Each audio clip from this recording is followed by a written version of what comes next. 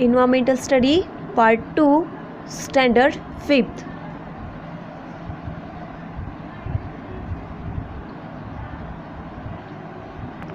त्यामध्ये आपण 5th नंबरचा लेसन पाहत होतो, इव्हॉल्युशन ऑफ मॅनकाइंड म्हणजे मानवाची वाटचाल. त्यामध्ये आपलं सेकंड टॉपिक आज स्टार्ट होणार आहे, homo sapiens, sapiens and civilisation. Homo sapiens, sapiens and civilisation हे टॉपिक आज आपल्याला पाहायचं आहे. आता होमोसॅपियन्स, सॅपियन्स अँड सिव्हिलायझेशन म्हणजे प्रगत बुद्धीचा मानव आणि संस्कृती. बघा आता, होमोसॅपियन्स, सॅपियन्स म्हणजे प्रगत बुद्धीचा मानव. Homo sapiens, sapiens is the name given to the humans as their capacity to think develop even further than that of Homo sapiens. The capacity of their brain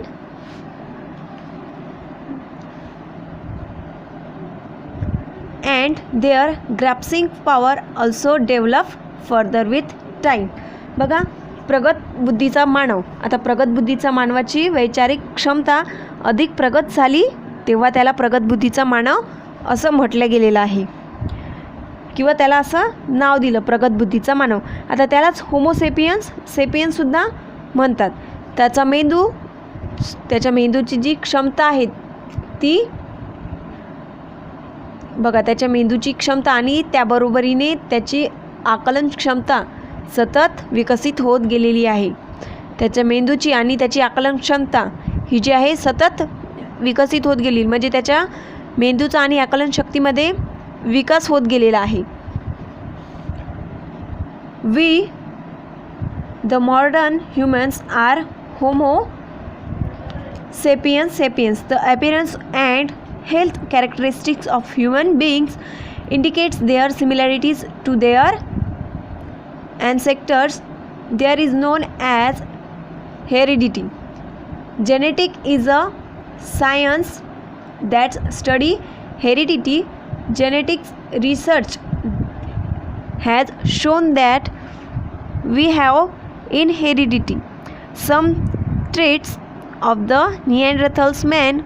Thus it can be said that the Neanderthal man and Homo sapiens are both ancestors of the modern human.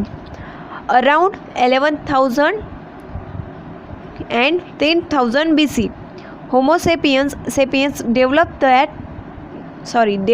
the technique of cultivating land and keeping animals. Because of their will develop capacity of things, the speed at which they improved their technology increased with time. They began to live a more settled life. They began to grow food grains in the fields. As a result, the amount of carbohydrates in their food increased. बघा, आता प्रगत बुद्धीचा मानव म्हणजेच आधुनिक मानव. प्रगत बुद्धीच्या मानवालाच आपण आधुनिक मानव असंही म्हणू शकतो.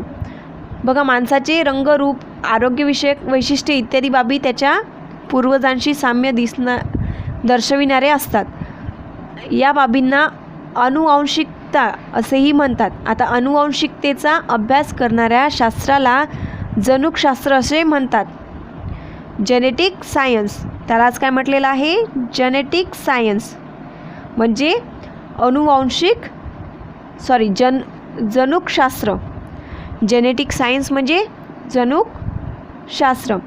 आता जनुकशास्त्रीय संशोधनाच्या आधारे आधुनिक मानवामध्ये शक्तिमान मानवाचा काही अंश असल्याचे आढळून आले आहे.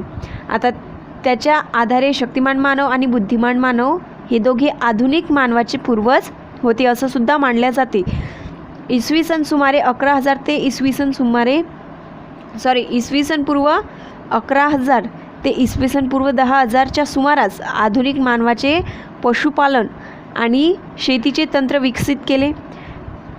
त्यांच्या विकसित वैचारिक क्षमतेमुळे तंत्रज्ञानात सुधारणा होण्याच्या वेग सतत वाढत राहिला.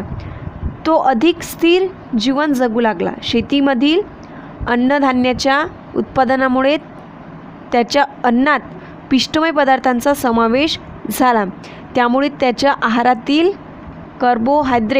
कार्बोहायड्रेट्सचे प्रमाण हे वाढले.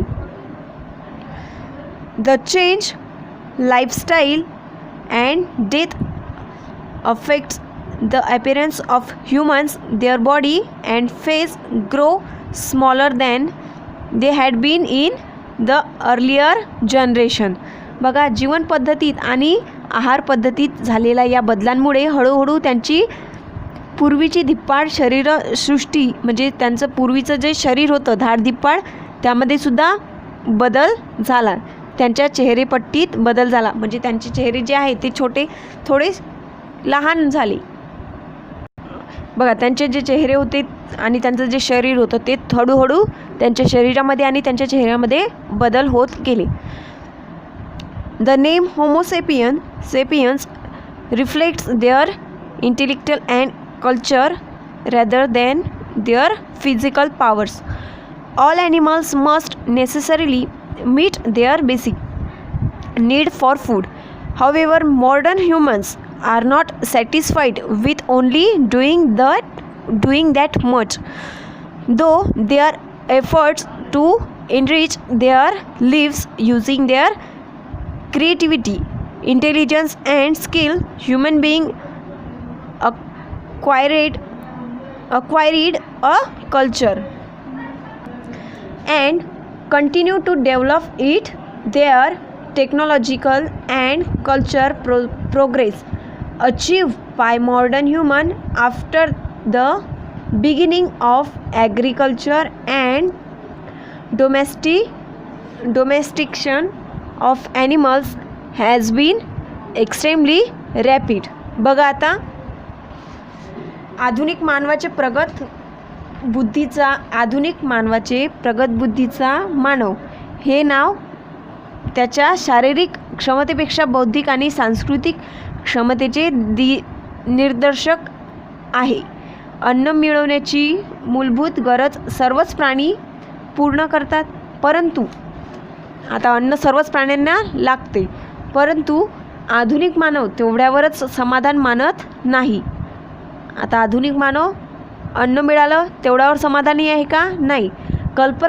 आता त्याची कल्पकता, बुद्धिकौशल्य आणि हस्तकौशल्य यांच्या आधारे स्वतःचे जीवन समृद्ध करण्याच्या सततच्या प्रयत्नातून मानवी संस्कृती उदयाला आली आणि विकसित होत राहिली. पशुपालनाला आणि शेतीला सुरुवात झाल्यापासून मानवाने केलेली तांत्रिक आणि सांस्कृतिक वाटचाल अतिशय वेगवान आहे. आता तो शेती करत आहे, शेतीमध्ये वेगवेगळे प्रयोग करत आहे आणि त्यामुळे आपली सांस्कृतिक वाटचालसुद्धा अतिशय वेगाने वाढत आहे किंवा वेगवान होत आहे. The history of the evolution of humans that began from apes can be divide into various stage. In the following lessons we shall learn about various facts of human culture at these different stage. बघा, या चॅप्टरमध्ये मानव सदृश्य वानरापासून सुरू झालेल्या मानवाच्या वाटचालीचा इतिहास आपण वेगवेगळ्या टप्प्यांमध्ये आता मानवाच्या वाटचालीचा इतिहास वेगवेगळ्या टप्प्यांमध्ये विभागलेला आहे हे आपण पाहिलं.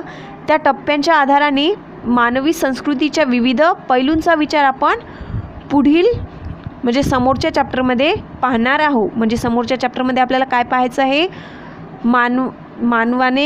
मानवी संस्कृतीच्या विविध पैलूंचा विचार आपल्याला पुढच्या चॅप्टरमध्ये पाहायचा आहे. सर्वांनी एक्झरसाइज सॉल्व्ह करून घ्यायचं आहे आणि प्रश्नसुद्धा पाठ करायचे आहे. फिल इन द ब्लँकसुद्धा पाठ करायचे आहे. राहिलेला आपण पुढच्या पिरियडला पाहणार आहोत.